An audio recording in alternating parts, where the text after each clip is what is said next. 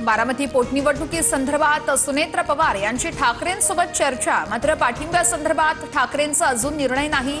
संजय राऊत यांच्याकडून स्पष्ट, पोटनिवडणुकीसंदर्भात राऊत पवारांना भेटणार।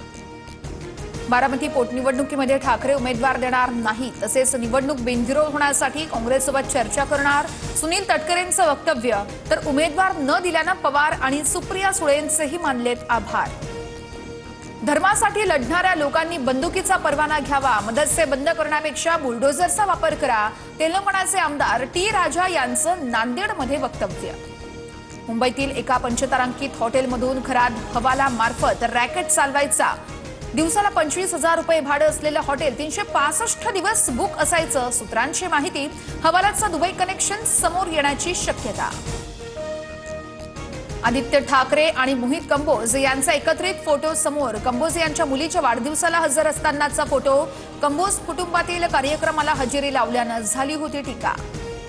शेल इंडिया कंपनीकडून पेट्रोल डिझेलच्या दरात मोठी वाढ। शेल कंपनीचं पेट्रोल 7.41 रुपये आणि डिझेल 25 रुपयांनी महागलं। पेट्रोलचा दर 119 तर डिझेलचे दर 123 रुपये प्रति लिटरवर पोहोचले।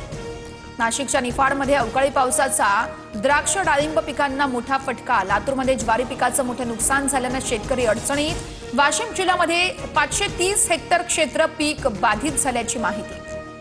गडचिरोली जिल्ह्यामध्ये आदिवासी नागरिकांच्या पाण्यासाठी वणवण। झिंगानूर गावातील 20 विहिरी आणि 40 बोरवेल कोरड्या पडल्या। जिल्हा प्रशासनाच्या योजना कागदावरच। सोलापूरच्या करमाळा तालुक्यामध्ये भैरवनाथ महाराजांची यात्रा उत्साहात संपन्न। गुलालाची उधळण आणि वाद्यांच्या गजरामध्ये अवघं वाशिंबे गाव भक्ती रसात न्हाऊन निघालं। मूर्तीला अभिषेक घातल्यानंतर महाराजांची भव्य पालखी मिरवणूक देखील काढण्यात आली।